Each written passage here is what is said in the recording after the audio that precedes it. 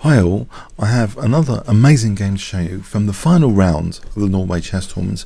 Hikaru Nakamura was playing black against Levon Aronian. Hikaru is actually one of my favourite GMs, to be honest. I find his play in general much more entertaining, creative, dynamic than a lot of other super grandmasters. So let's see what he had for the black pieces against Levon's c4. He played e5. After knight c3, knight c6, g3, so very solid English opening from white. We have bishop c5. Sometimes this bishop can be a target. A lot of white strategies are revolving around trying to restrict and block this bishop. For example, like this later, with support. Bishop g2, strengthening the grip on d5. d6, so the bishop is definitely subject to attack and can't retreat to f8 anymore. e3, so white is preparing sometimes this d4 and maybe to try and embarrass the bishop later even more. a6, creating a pigeonhole for retreat. Knight e2, supporting d4 in the future. The bishop drops back voluntarily in advance of any d4. a3, and now delaying castling means that actually b4 and maybe something like d4 and c5 will create a block of this bishop totally. As long as the bishop is not escaping to this diagonal with advantage, this could represent a very, very dangerous positional idea, just totally designed against this bishop on a7. We have now a very, very interesting counter strategy. Now, it's almost like a Grand Prix attack in reverse if black played f5 and knight f6, trying to break the bishop out like this. But this might be falling into white's hands. Instead, Nakamura chooses a light square strategy instead of a dark square strategy to try and rip open the bishop on this diagonal, with brute force almost, like f5 and f4, that sort of stuff. He instead plays h5, and this actually represents a very, very interesting light square strategy. And in fact, if you look at this, a lot of the white pawns are actually on dark squares here. In fact, nearly all of them are on dark squares, which means the light squares are slightly compromised. And Nakamura's recipe for white's plan against this bishop seems to be to try and soften up these light squares. And h5, although it looks like a hack attack sort of plan if white's casting kingside, it's actually positionally oriented to cause some disruption on the light square control that white has. And we see this coming up. d4, we see h4, and already there's a positional threat potentially of h3. It's not just about ripping open the h file.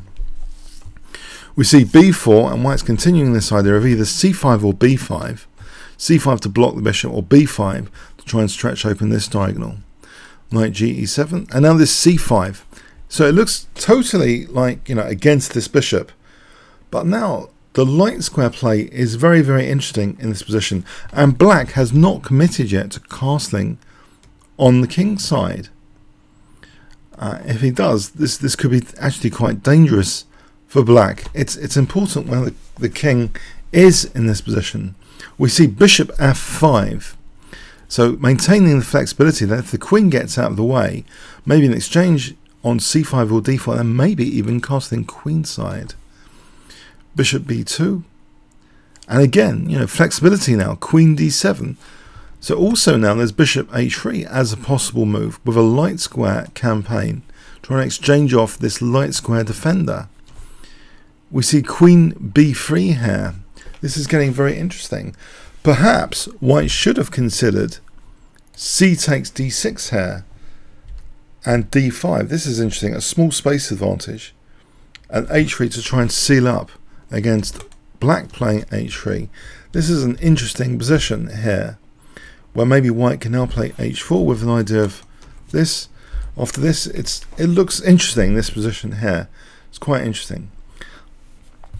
But after queen b3, now black really ruthlessly carries on a light square campaign.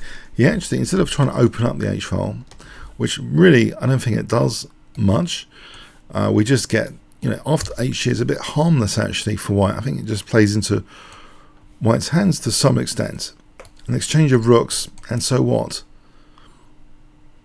Yeah, there's nothing too clear, but I suppose black doesn't seem to be doing that badly. But maybe, you know, both sides castle queenside, and if anybody's got an advantage, potentially it's white with this bishop being a bit stuck on a7.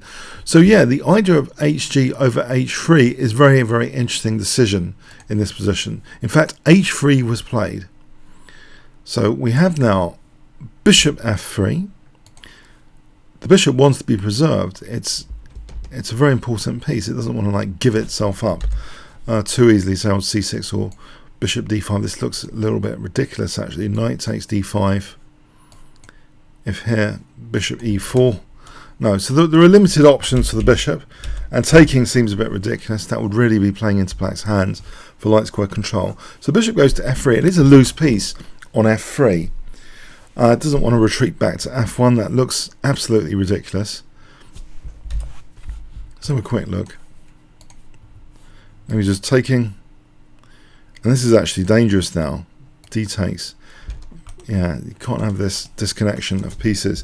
So the bishop goes to f3. That's logical at the moment. E takes d4 is played. And yes, this bishop's buried, but things are happening now in black's favour. If e takes d4 here, d takes c5. And what is white doing in this position? If d takes c5, this now is tactically dangerous for white. This didn't happen in the game.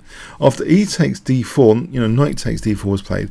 But just to show you this position, black has knight e5 with the white king in the centre.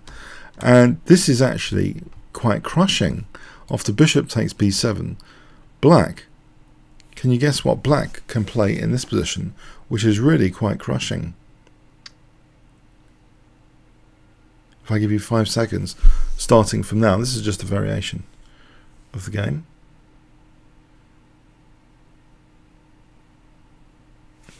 C6 is possible. And if takes, knight f3 check, king f1, knight d2 check, winning the queen.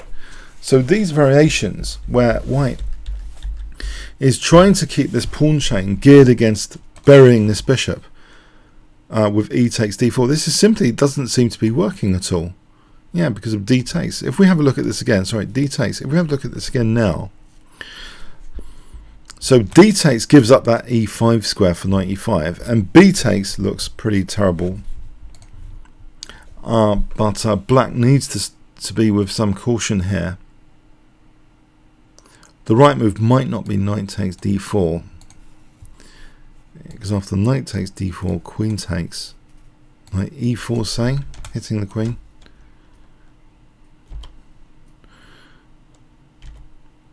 And this is actually better for white.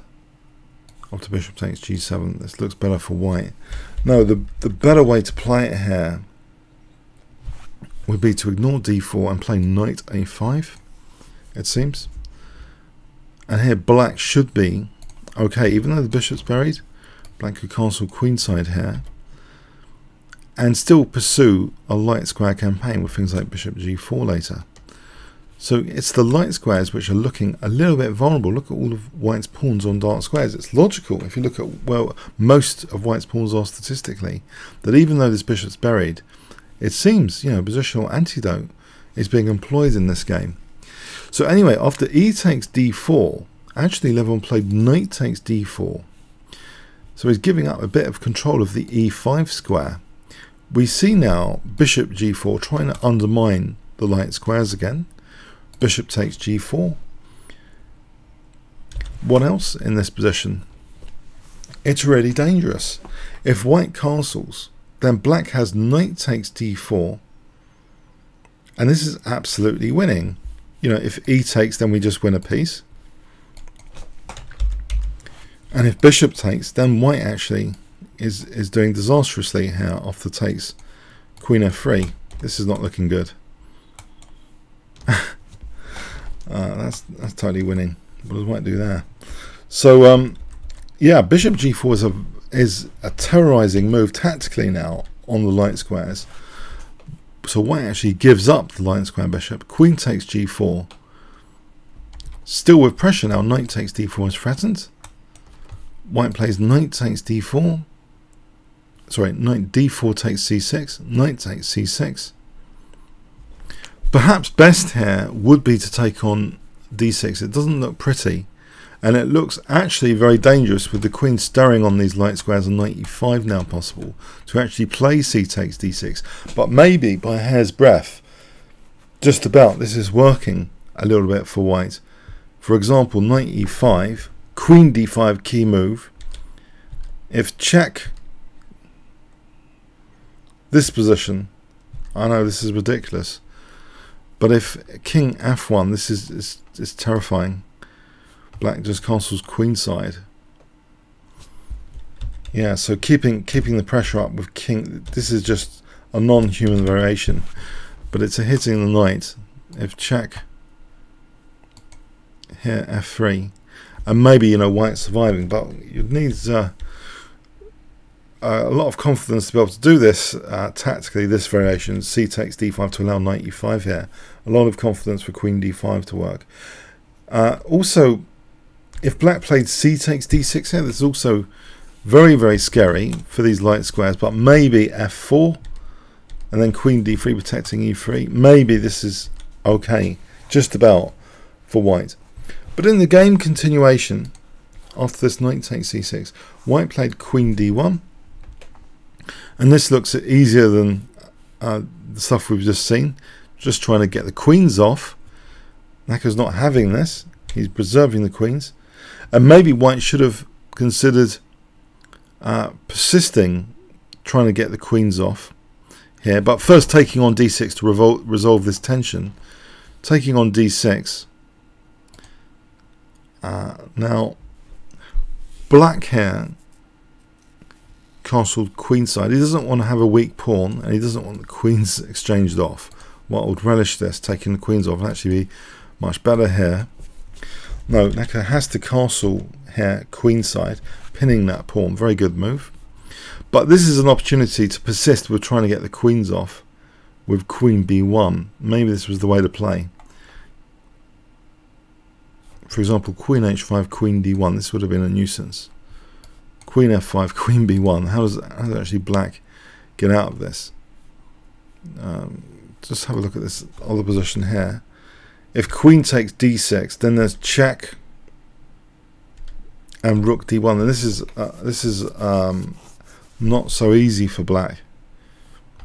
Here, for example, there's knight d5, and white's starting to be even better. So yeah, this idea of queen b1 is perhaps interesting. After casting, this is an opportunity here for white to have played queen b1. It's a bit grovelly, but so Levon actually played rook c1, but now rook takes d6, queen c2 here, and yes, it looks as though it's the same sort of idea as just mentioned, to try and get queens off with persistence.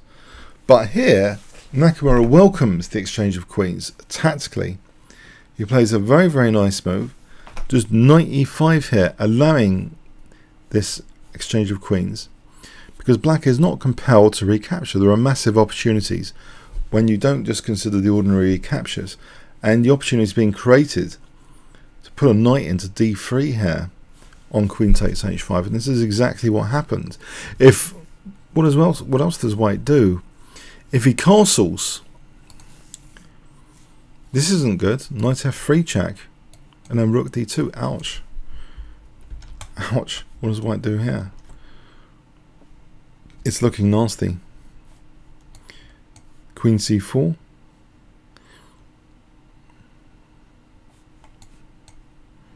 That might be possible, but maybe even stronger knight e5 with a threat of queen f3. So yeah, that can't be allowed, that stuff. So yeah, what does white do about this? His light squares, this light square campaign is bearing a lot of fruit here. If rook d1, this is going to be horrible as well, surely. Knight f3, rook takes, and if queen takes, rook d8. And again, this d2 is a big problem here. This is the disaster. So yeah, white sheepishly took the queen here, and of course black doesn't have to do the ordinary recapture. Black can slip in a major opportunity to do something else here. Knight d3 check. Now it seems as though, you know, white must play king f1 surely, because king e2 loses the exchange to knight takes c1. But this is exactly what white played. White played on move 23 king e2, losing the exchange. So let's examine this. Why didn't Levon Aronian play king f1? Well, there's a fork here. So actually rook takes h5. How does white deal with this fork? If he moves the rook to c2, pardon me, if he moves the rook to c2, there's very nice moves for black in this position. Probably the strongest is rook f5, threatening bishop takes e3. And what does white do here? Knight e4, rook e6. And now what? This is a very precarious position. g4, rook d5, and things are hanging here. Where does the knight go? If the knight goes here, this pawn actually shows it's quite dangerous in this position because of knight f4 threatening mate in 1. If here, rook d2, it's mega dangerous. You can never take it because the rook takes f2. This bishop is actually quite a good attacking piece. This is massively better for black. So yeah, white would be in severe trouble here on king f1, it seems, as this example shows. Let's just see this again. King f1. Yeah. So that was on rook c2. This looks even worse. Rook b1. It looks even more ridiculous. And in fact, black doesn't even have to bother with rook f5 here. Bishop takes e3 might be strong. Just winning a pawn. If takes here, check. And what does white do? King g1. This pawn is really a mating resource in this position. Can you see a beautiful move that black's got in this position, which is actually a forced mate in 6. This is incredible. Pyrotechnics. This is just the technical engine line, but there's actually a forced mate in 6 here for black. If I give you 5 seconds to pause the video, you might want to analyze this position. Can you see a winning move for black, which is a forced mate in 6, starting from now?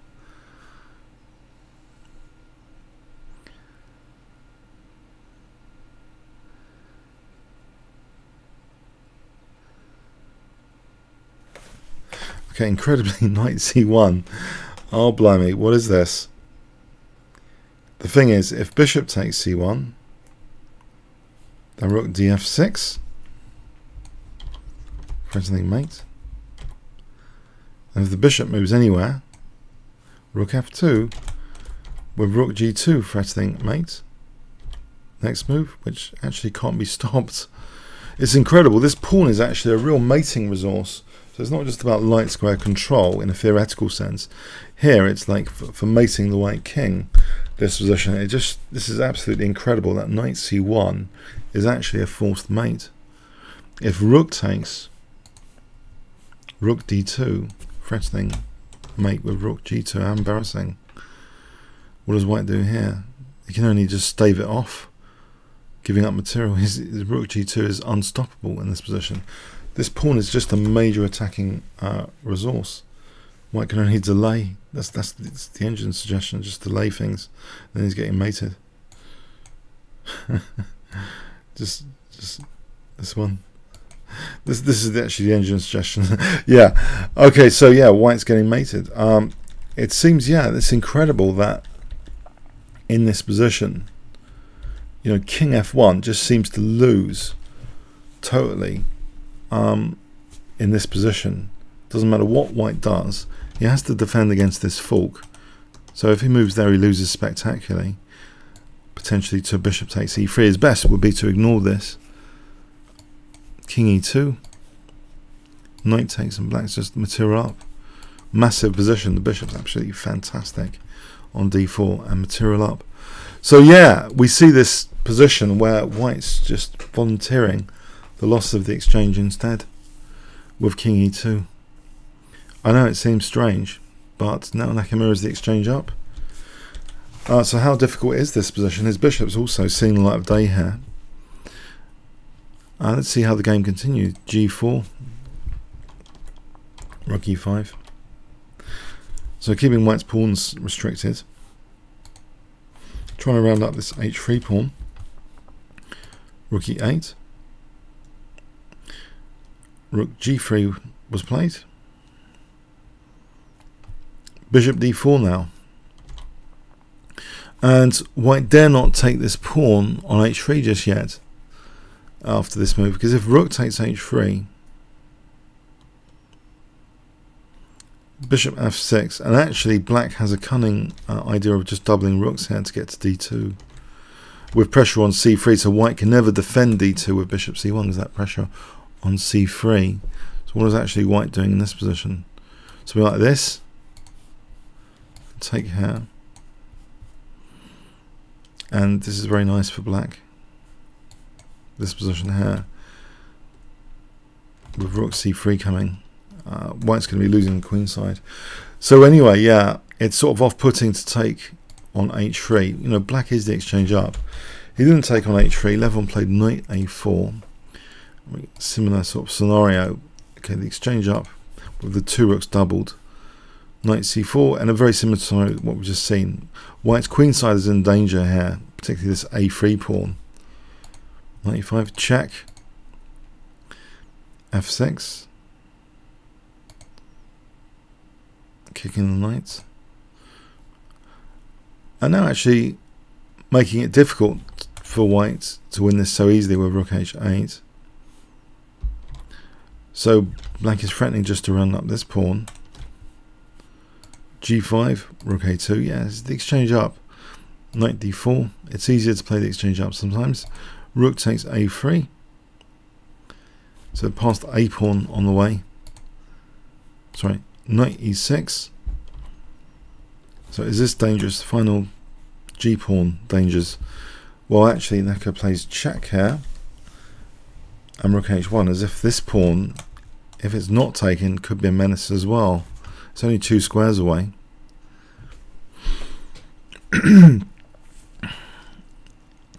White played G takes F6 here.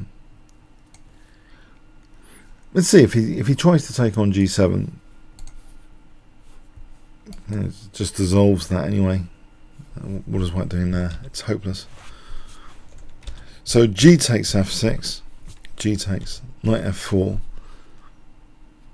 And now B6 preparing the birth of the outside pass pawn here with A5. White did actually take on H3 here with the knight, but now just rook B1. And this pawn's dropping now as well. It's hopeless. The knight can't move without dropping H2 either. Well, white actually resigned here now. If knight F4, then there's lots of pleasant choices. Just taking on B4, maybe even this is okay. But taking on B4's and it's A pawn. Yeah. So yeah, the final move of the game, like this rook B1 here at move 40, reaching the time control. Yeah, a fascinating game. I think certain key things about this game. There's a classic, very well documented strategy about handling, you know, the bishop in a kind of reverse Grand Prix attack system. The thing is, black never committed to casting or F5, so he took certain bits of this reverse Grand Prix. It never really was a reverse Grand Prix, it was more like a light square attack with the H pawn, and then casting queenside later to open up things, to exploit the light squares which were weakened all the time, you know, H3, bishop G4, and then the light squares all of a sudden were major tactical liabilities. And this pawn on H3 was actually a mating net in many variations we've seen. So what a fantastic game, last round fighting game by Nakamura. He wasn't content for a boring draw, you know, the Queen's Gambit, you know, declined, and repetition like some other games you could mention from that round, like Anna and Topolov. Springs to mind. No, it was a really fantastic final round game. Nakamura did his fans proud. What an exciting game. Congratulations to him and for doing so well in this tournament. Okay, yes, a bad tournament for Magnus Carlsen, a good tournament for Anand, for Topalov and for Nakamura. So those are like the top three in this tournament. Okay, comments or questions on YouTube? Thanks very much.